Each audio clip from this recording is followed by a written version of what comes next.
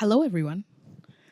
It's less official this time, but also not because I'm on TEDx, right? So, how's everybody doing? That's good. We're gonna do it. We're gonna take a deep breath together because poetry inspires a lot of emotions out of people. So we're gonna start on a good note, right? All right. On three. 1, 2, 3. Beautiful.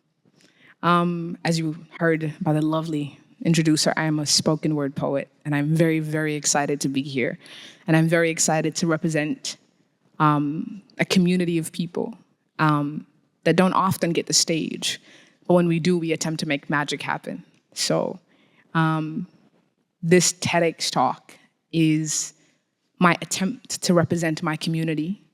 It is my attempt to be present, to elevate art, to introduce you to the world of poetry, to be present with a bunch of strangers and hope they buy in into poetry as much as I do, because I know most people's experience is a grade 10 class in which you hated everything about poetry and promised to never write it again. I was guilty of that myself, so I relate. When I won the Australian title, I went on tour, and Dylan, who's in the audience in the back in the hat, wave, Dylan, is my documentary filmmaker. And we were recording before I get on stage at Sydney Opera House because it's such a monumental thing, and my mom was there to watch me perform. And I said, every performance is me making space for people who look like me. It is an opportunity to have them walk in. And I would like for everybody to be in agreement that that space is needed. And when I got my standing ovation at Sydney Opera House, I was like, every person who chose to stand up chose to leave an empty seat for women who look like me. And that was not just a celebration of me, but it was a door opener for everybody else to seep through. So I aim to be the representation for my community until that doesn't need to be a thing. So yeah, I'm gonna share 2 poems with you, and then I'm gonna leave you alone. You don't have to see me on stage again, I promise. I'm gonna give you some poetry rules 101, because I feel like whenever you come to something like this, there's a prestigious level and everybody feels the need to be silent. And we're gonna break that for my performance for just a few minutes, right? Where I would like for you to snap your fingers all the way to the back. And there's a lot of y'all, so I should hear everybody. Beautiful.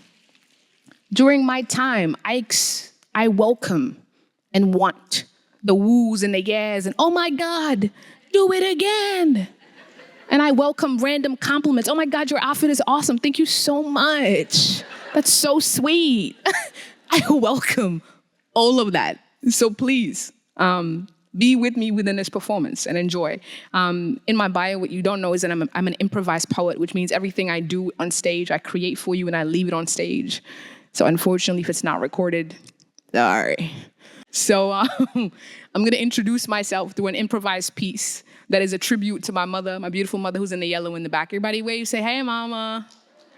My beautiful mom in the back. And a tribute to my grandmother who raised me, who is now a memory that will never fade. So enjoy.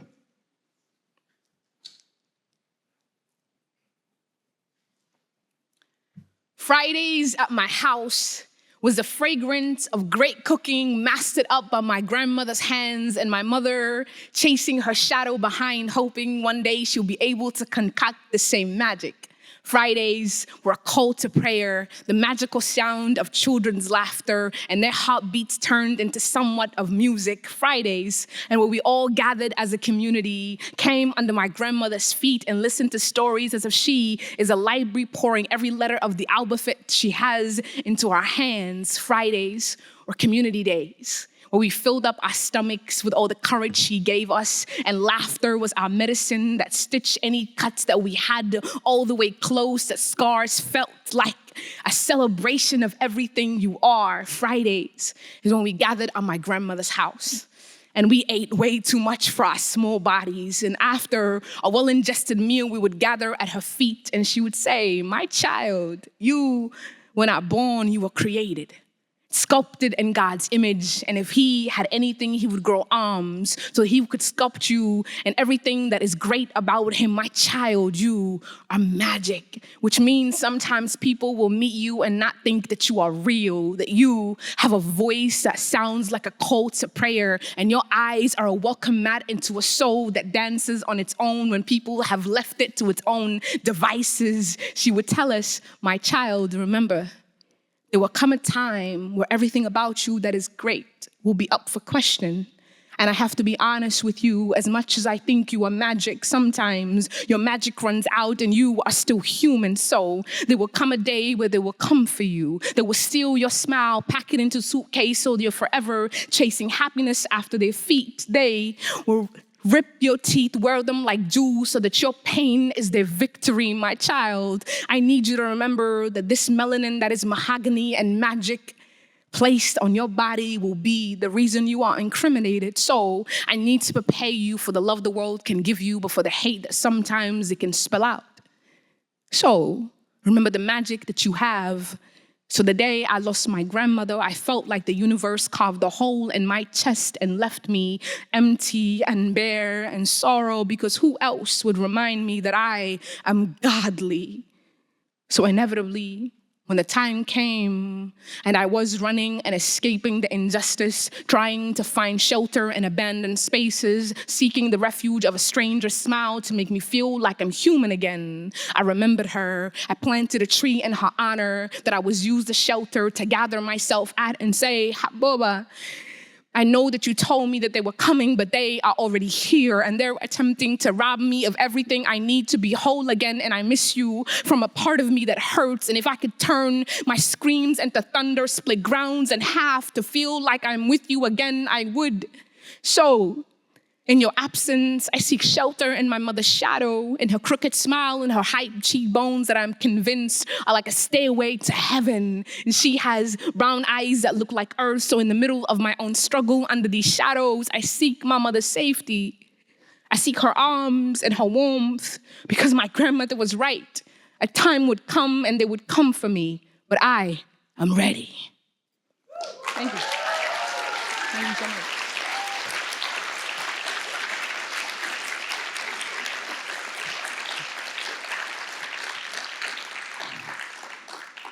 I often ask people at a show, like, what do you want to hear poetry about? And everyone always goes, whoa, see that blank face you just did? What do you mean by that? It means you get to decide what you want to hear about. I am so convinced that my journey with poetry is an attempt to have a conversation with a stranger's soul. I am convinced that we are meant to heal in synchronicity, in unison, togetherness. I'm convinced that community is the only way that we heal anything. I am convinced that artists are the historians of our community. And I would like to be able to offer my art as a way to connect and to heal with others. So this is your opportunity to allow me to start that journey with a couple hundred strangers. So shoot, whoever's ready, I'm listening. Poetic therapy. Yes, God sent him for me. I love that. Can somebody give me an object, just a random object? It's juicy. If this is good, I expect a big ovation. I'm just saying.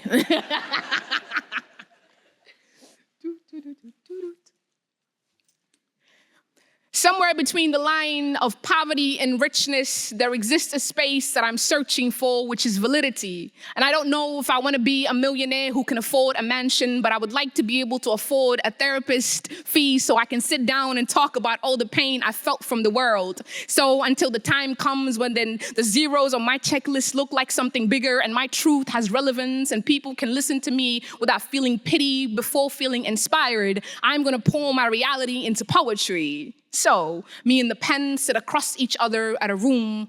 It is silent, there is no noise, and I'm nervous because it is asking me to be truthful. It is asking me to pour everything that I've ducked away from the world so that I appear strong into it. So this conversation can mean something. So, me and the pen look at each other, and it is waiting for me to hold it. It is waiting for me to start telling the truth for the first time in my life, because my answer to the world has always been, yeah, I'm okay, how are you? Instead of how I really feel.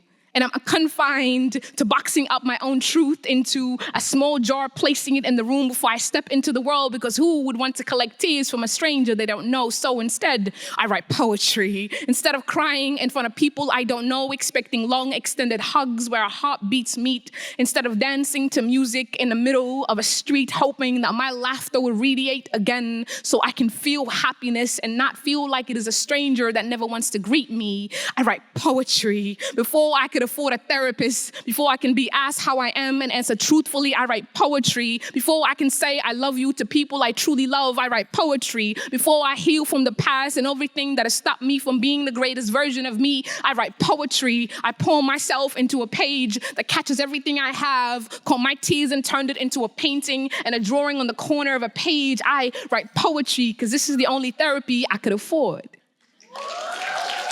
Thank you.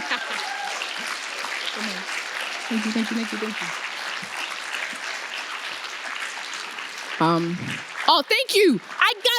Somebody stood up for me. Iconic. Thank you so much. Thank you. Oh, don't do that. I'll cry right now on stage. Don't do that.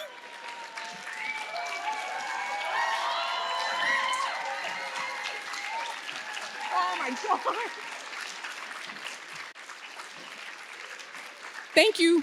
Oh my God, I'm crying on stage. Thank you so much for creating space, for seeing me. Poetry is my greatest therapy. It is my conversation with strangers. And if I can gift you anything today, if you do not remember my name, remember who you are. Remember what it feels like when you connect with a group of people that truly see you. Art has been my greatest gift. It is my greatest privilege. It is my greatest weapon. It is my bridge to finding a place in a world that sometimes does not have room for humanity. This is my urgency message to the world. Remember that artists are historians of this community. They're the ones that hold everything up. I need you to be in this exact same space that you are right now so that my art has currency. It has validity. So to the strangers that are here in the room that have felt me, I thank you from a piece of me that I can't even turn into poetry. I thank you from a piece of me that my community needs to see. I thank you for the grace and the opportunity to do what I am. Poetry is a gift that God gave me into the community that came to watch me. Thank you for standing by me. I'm Huda the Goddess. Goodbye.